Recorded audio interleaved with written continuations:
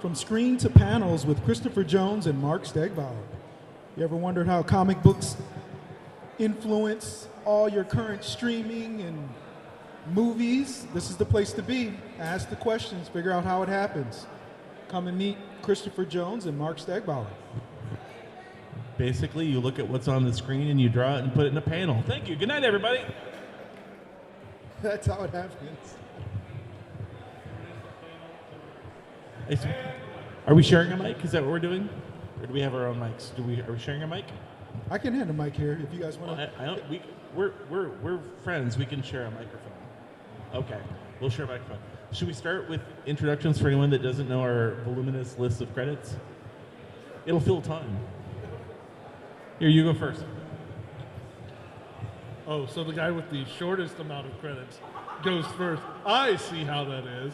And coming up now, Chris Jones will be filling 30 minutes of this with all the credits of all the stuff he's done. Okay, so I am Mark Stegbauer. I have been drawing comics probably for like the last 35 plus years. Been coming to the show for the last 34 plus years.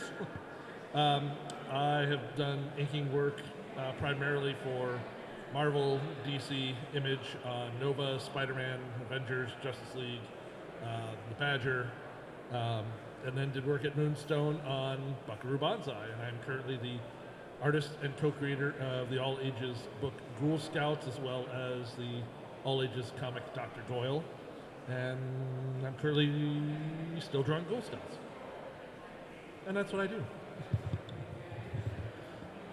Well, my name is Christopher Jones, and I never started out wanting to specialize in either adapting things from other media into comics or specifically doing things based on animation properties, but it's kind of worked out that way. I had done some comics for smaller publishers, but the thing that broke me in at DC Comics was that I had done some samples trying to get work at Warner Brothers Animation.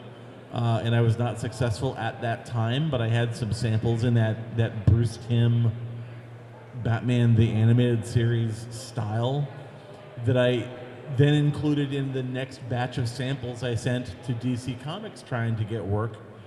And those were seen by an editor who was looking to assign a fill-in issue on an ongoing series that was drawn in a somewhat cartoonier style than a typical DC book. And I think because it was in kind of an offbeat style, he probably had a smaller pool of artists that he knew of that could do that kind of work to draw from, and that got my foot in the door, which got me immediately typecast as the guy that does the cartoony stuff.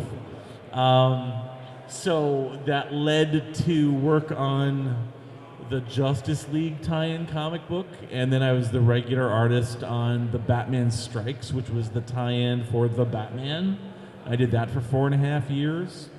I got to do a little Avengers Earth's Mightiest Heroes for Marvel, and even Marvel Superhero Squad, which was a whole different adventure in cartoony. And then probably the series I'm best known for is having worked on Young Justice. But then even the stuff that I've done that isn't based on animation, a lot of that is based otherwise on television. Doctor Who, Kolchak the Night Stalker. I came within a hair's width of doing a miniseries based on Jerry Anderson's UFO. I actually drew an issue and a half of that, and then it never came out. But so yeah, a lot of my career has been spent working on comics based on things that started out as television or movies. So there we go. So what secrets of this process shall we share with these mere mortals?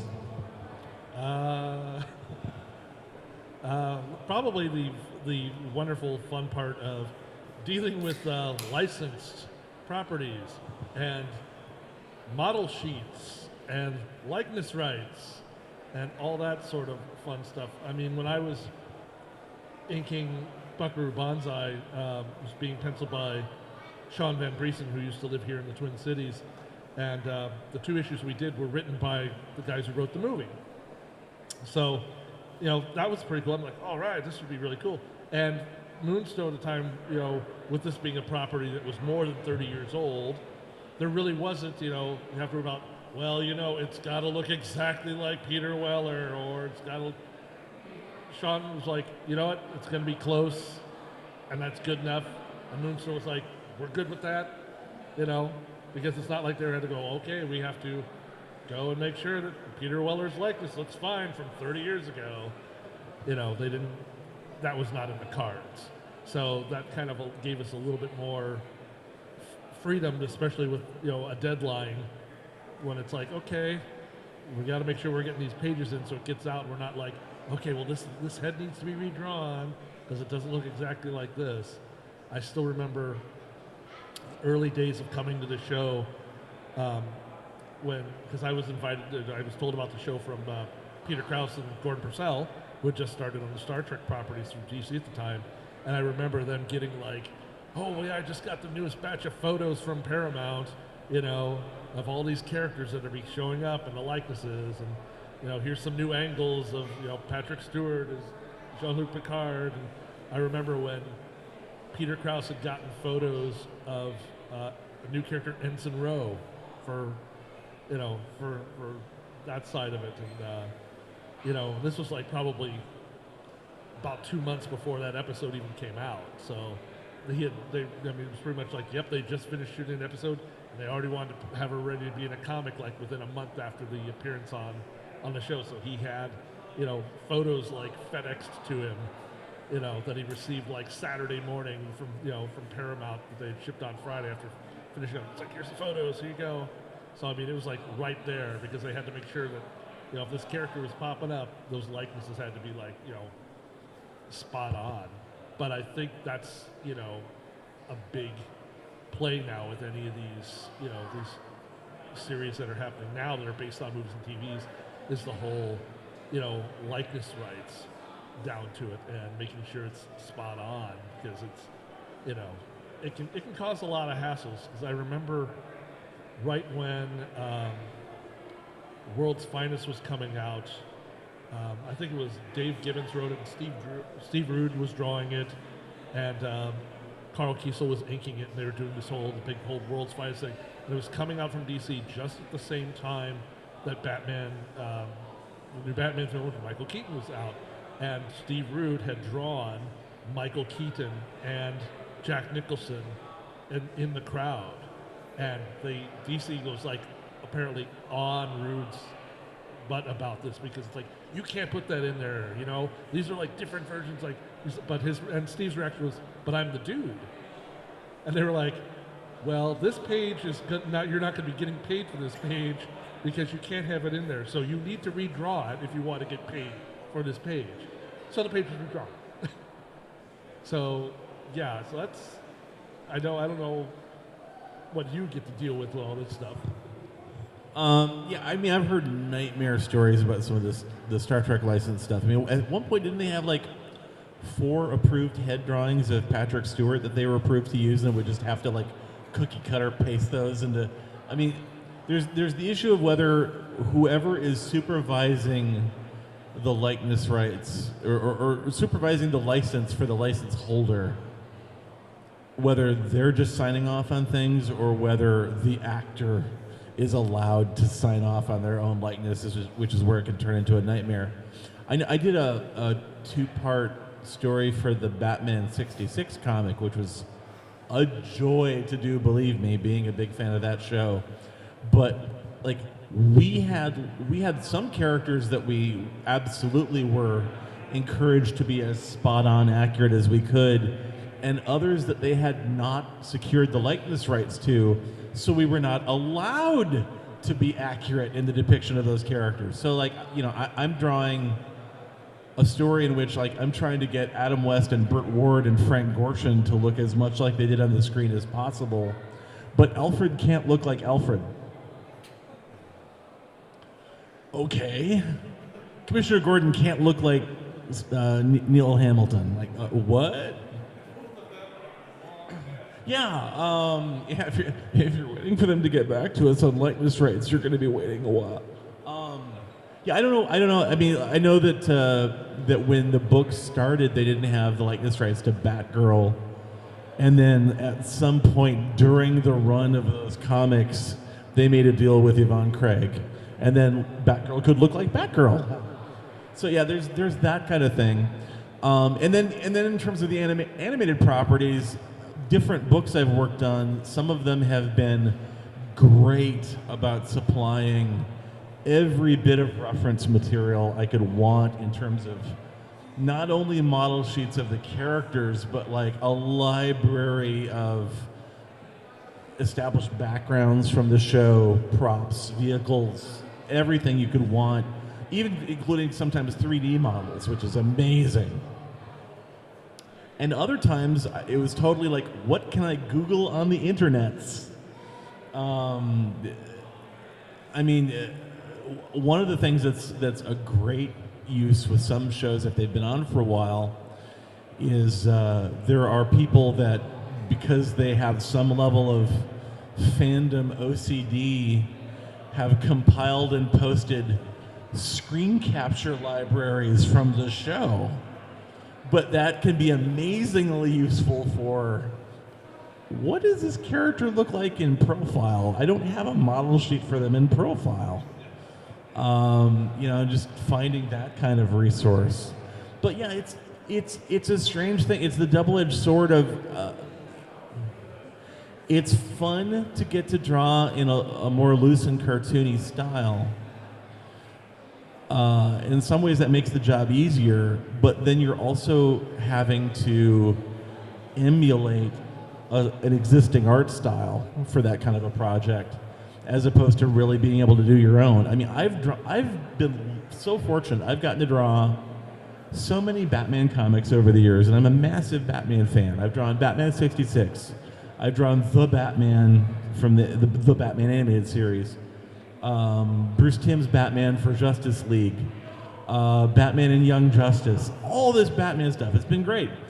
I've never had the chance to kind of like do my take on Batman in a comic book, because it's always been this pre-existing, pre-designed, pre-established version of the character, as opposed to, well, what do I think his utility belt should look like?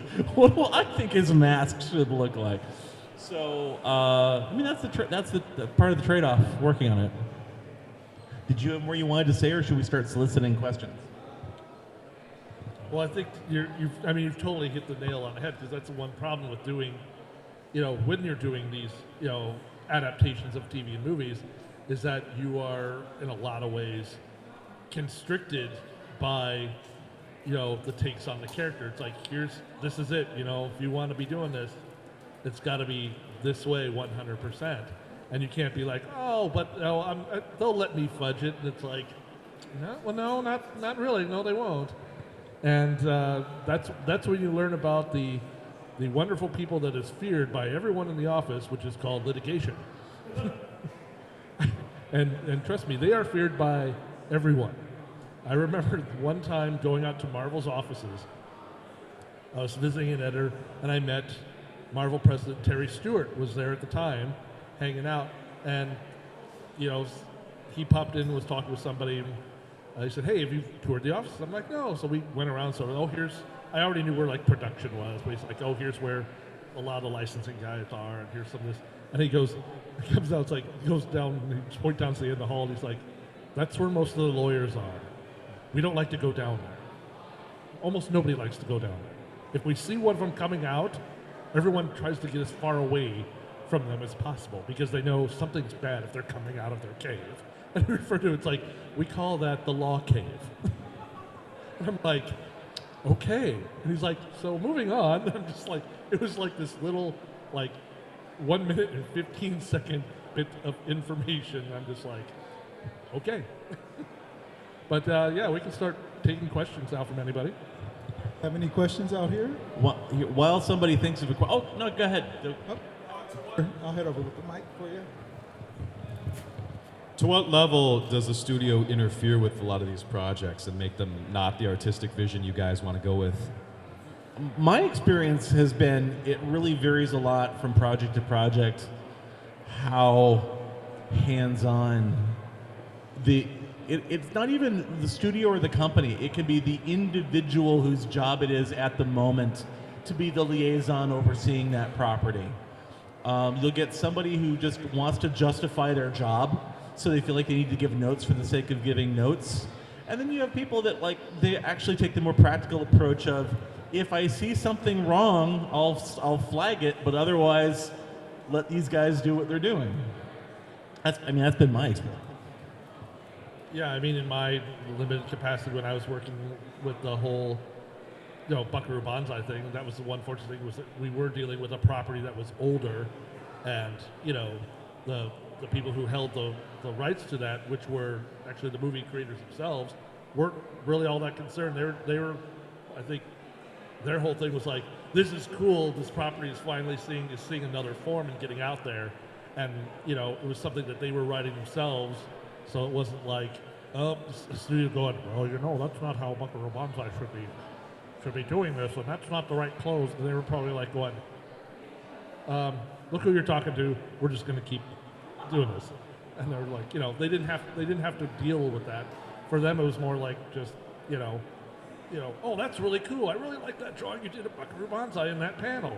Okay, cool, thanks. That was the extent of a lot of the interaction on it. So that was, I think, the one upside, was that there wasn't like this whole umbrella of corporate, interests to make sure that everything was perfect, spot on, without any, variation from the model sheets or character sheets or anything like that. Something I've encountered occasionally in my work on this stuff, and I don't know if it's inherent to working on properties based on screen properties, but I wonder if I've run into this disproportionately more because of how much of that work I've done, are working with writers who are experienced writers but not for comics. Because there are a lot of things specific to writing for the medium of comics that if you haven't done a lot of it, so aren't obvious. Things like, if you're going to have multiple characters speak in a comic book, it's really helpful to be aware of how many times that conversation is bouncing back and forth, because you have to be able to arrange those dialogue balloons in the panel and have the little pointer arrow reach the character who's speaking and not have it turn into just a huge mess. One of the most frequent times I will deviate from the script is just split a panel in two, not because I couldn't draw all the action, but just because I'm trying to make it easier for the letterer to make this work. But then you get something where someone writes an extended conversation that takes place in a car. So you've got characters locked into position, and if the character in the driver's seat speaks first, then it would work well for them to be on the left, because we read right to left. But to put the character in the driver's seat on the left, you have to be seeing them from behind. So, you can just see, these are not unsolvable problems, but you're creating extra crap for your artist to have to solve. And you've only got so many tricks in your arsenal, and if it goes on for too many pages and panels, it just starts to become awkward and challenging and ugh. Yeah, and that's where you're going, okay, now we have to make sure they're driving a car that has very low headrests. That's more research than I think we're getting paid for. I just dealt with that one recently, and my solution was to do a shot from the back, but have the characters turning to look at each other so I could show them in profile. But I had to do a shot from behind as they were driving, because it was the only way to make the lettering work. One of the best descriptions I ever got in a comic from somebody that was a writer I knew was experienced working in a visual medium but not in comics was, "The elevator slowly begins to move." There's no good way to draw that in a comic book panel. You can have a character comment, "Hey, I think the elevator's moving," but in terms of the art, not so much. Wow, that almost beats my insert dinosaur here story. Should I tell them about this one?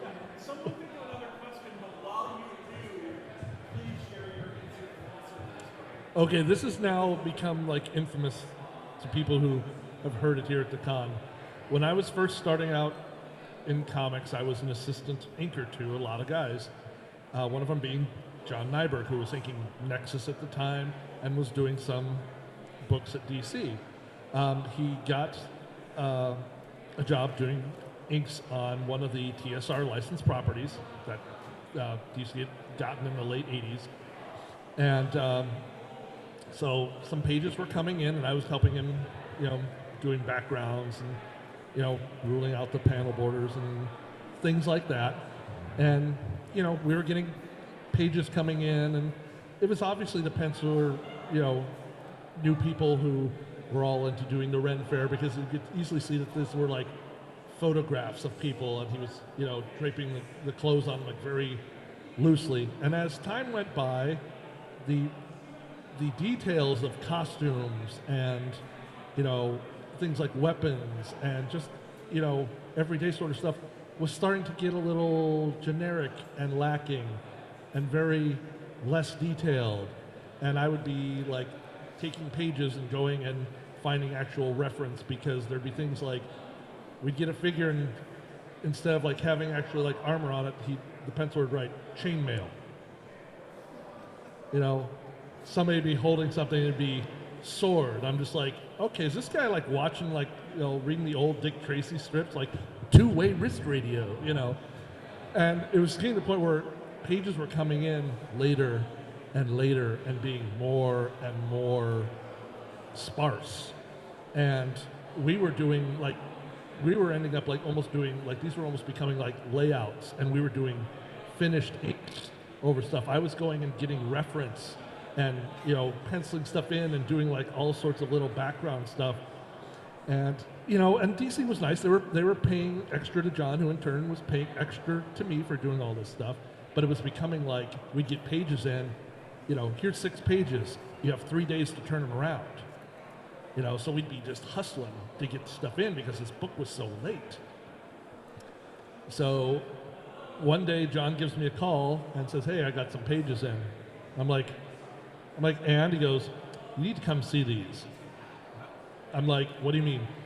You need to come down to the studio and see these. I'm like thinking, okay, I'm thinking, okay, these are gonna be really cool, new pages for a new project. So I get down there, and I go down to his studio, which was in downtown Madison at the time. And he comes down, opens the door, comes up. He's totally silent, going up the stairs to the studio. And I'm like thinking, oh no. So we get up the top, get to his studio. He pulls out this FedEx box, pulls out the pages, and says, here we go. And I'm looking at them, and the top page had like this big long panel across the top, some that looks like it was going to be trees and some other stuff, and just a note that says, inker, insert dinosaur here. And I'm like, kidding me? I'm just like, and John was just like, we're done with this. And he called up his editor and was like, yeah, we just can't do this. Like, this is just ridiculous. I mean, and looking at like another couple pages of pencils, there were panels that just had like notes scribbled in it of like what needed to be there. And it's like, they're paying this guy? It's like, he's getting paid, right? And John's like, he's getting paid. I'm like, can I have his job? Because I could do this. I'm not even a penciler. I could do this. And, it was like within like a couple weeks later, that penciler was fired from the book because he was so far behind, and he never did comics again. And that whole, that line of books was gone within like a couple months after that. But that was like the creme de la creme of the tales of being an inker and an assistant inker on a book. I love that it didn't even have the specificity of what kind of dinosaur. It's not like, is it a T-Rex? Is it a Velociraptor? Is it a Stegosaurus? Like, no, just insert dinosaur here. Just go with whatever floats your boat. It's all good. And the best thing was, we were pretty much John was like going, we should just ink the words and just send the pages back. He was like this close. He was like, because I said, well, we could ink it. And he's like, you mean like ink the words and send them back? I'm like, and he's like, we should do that. But I think we were like going, yeah, they might not really appreciate that. So we will let the editor know. But yeah, we were just like, I mean, we were both speechless for like 3 minutes, because I'm just like trying to wrap my head around, like, I mean, it's like, who does that? We were just like,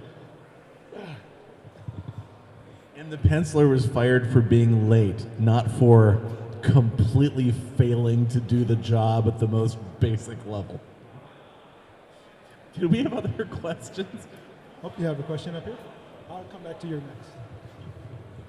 What kind of experience do you have with getting to design characters that are from a property but maybe haven't been in comic book form before? Do you have something for this? I got something for this. Okay. One of my favorite things when getting to work on Young Justice is that you have the whole world of DC characters, but if they had not yet appeared in the Young Justice TV show and appeared in the comic, I then got to design the Young Justice version of that character. And that was just an absolute blast. On the original run of Young Justice comics, I got to design, Grodd and Deadshot and a bunch of other characters. We did a storyline that was set in Atlantis, and we introduced a bunch of supporting characters in that, and those characters appeared in a later season of Young Justice, and they didn't use the exact same designs because they were supposed to be a few years older by that point. But the designers from the show were given that comic and said, this is the starting point, make them 5 years older. And then the most recent run of the comics we did, Young Justice Targets, I got to design Metallo, and some other characters in there. So that was fun, and it's a very interesting creative exercise because you're not just, you're getting to bring some original ideas to it and your own take on it, but also do it within the framework of, like, what's the style of this show? Young Justice has a style that is not as cartoony in an expressionistic way as, like, even the Bruce Timm stuff, let alone some other series that are maybe more comedy focused. So, it is stylized for animation, but it's a little more realistic, and there's also a lot of thought put into functionality. A lot of their superhero costume designs have construction lines. Part of the way they define anatomical shapes is having there be construction lines that it looks like you can see how the suit was put together. It gives it a suggestion of, well, there's maybe some padding or armor in this or something.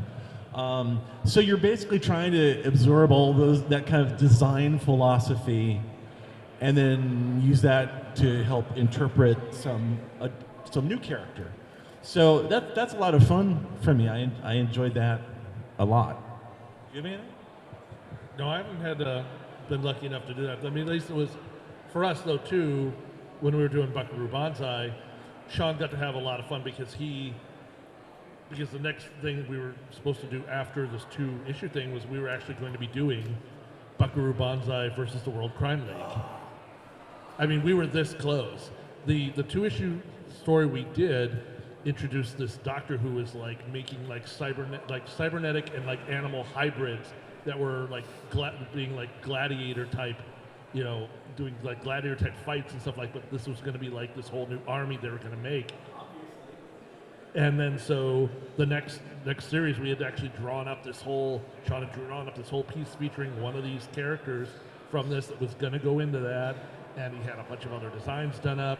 and it just never happened. And the big thing was, when we were talking earlier about doing adaptations, the troubles of like, here's how it would be like for a TV movie, but then trying to translate to comics, was that the writers were still kind of in a lot of movie scripting mode, and for them, something that would be like, hey, here's a script that we wrote, here's a story. Well, this story, if you had done it, and adapted it to comics, would be like 6-7 issues as opposed to like 2 or 3, because there's a lot more, there was a lot more talking for them to describe. Okay, so here's what's going to go on here in this scene. Well, this scene takes like 4 pages for them to do, and that was like the main issue that they were having with that Moonstone was having, was that they're coming up with these great stories, but it was just taking too long to then be like, okay, now we got to pare this down to make it into a comic format that's going to work, and be a little more concise, and and you're going to have to drop out some of this dialogue here just to kind of because you're having people back and forth talking here and doing this and talking.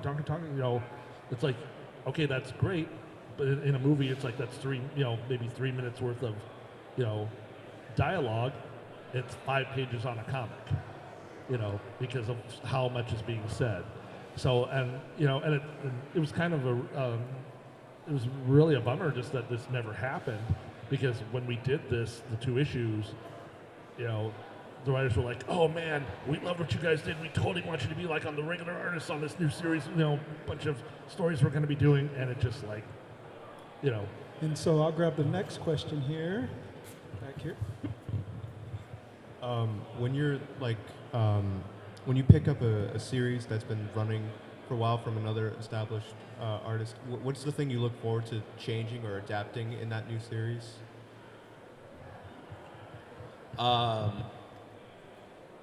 I mean, it really depends. If I get hired to do a fill-in issue where like there's the regular artist who did the issue before and I know he's coming back, I feel a certain obligation to not necessarily mimic his style, but stay compatible enough with it, and certainly not make any drastic design changes to anything, so that it's as little a disruption for the reader as possible. You don't want to like bounce them out of the narrative by like, for the one chapter I'm drawing, it's totally different.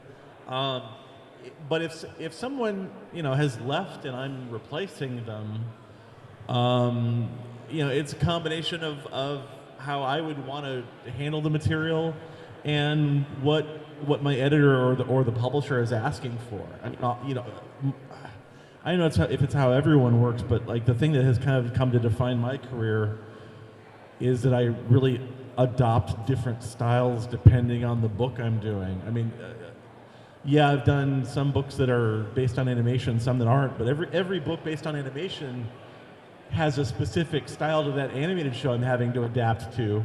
But similarly, I've done stuff that's just straight up original material. I've done stuff that is based on a live action TV show or movie. If I'm doing something based on live action, I try to be as photoreal and accurate to the look of the actors and stuff as I can, because I want the comic to be as true to the experience of what the original material was as I can in a comic book. So it really depends. I mean, I don't know that I come in with an agenda of a specific thing I want to change. I think it's a question of what the situation is like a fill-in or permanently taking over, the amount of freedom I would feel to make the changes that seem appropriate, as opposed to I know I'm a placeholder until the regular guy comes back. Well, I think that comes down to part of it too, because I mean, I've known Chris for like 30 plus years and seen him do a whole bunch of a lot of stuff, over the years of like the Justice stuff and other properties. And the one thing I've always totally and I've become aware of it, especially as we started doing more of the licensed properties. I mean, Chris will come in and he'll do his take on a property, but it's still 100% that property. It's got the feel of it, and it's not so much in the way it looks, but I think how he tells a story is what really, makes it more believable. That you're actually like, wow, this really is like the show. The action beats, the quiet beats are all there, and yeah, I mean the writer will have a lot to do with that, but since it's a visual medium, you get that feel. And I think that's a big thing that is missing from a lot of, comics adaptations of TV and movies, is that, they're trying so hard to capture the likeness of the characters. It's like, oh, this is, this Buffy comic has to look like Sarah Michelle Gellar, but are you matching the storytelling beats? Are you matching, the feeling you get when these characters speak? Are you, getting the feel when there's, a fight scene going on, or when there's just a quiet moment, happening? And that, I think, is what makes a lot, some TV movie to comic adaptations better, and longer lasting than other ones do, just because it's all ingrained in that. And having the right artist who will pick that up and is a fan of those shows and will get what's going on those shows and be able to bring that into the comic adaptation and give you that same feel you get when you're watching a show is really important. And too oftentimes I think that it gets missed, in a lot of these adaptations. And I have a question. I mean, does anyone else have a question before I ask? Oh, we got one over here.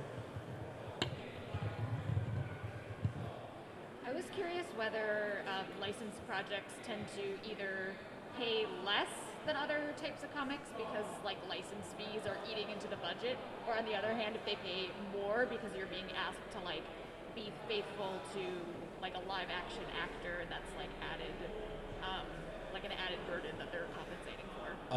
Some of that was dropping out, but if I heard you properly, you were asking if the working on licensed stuff, if there's a difference in pay between that and other stuff.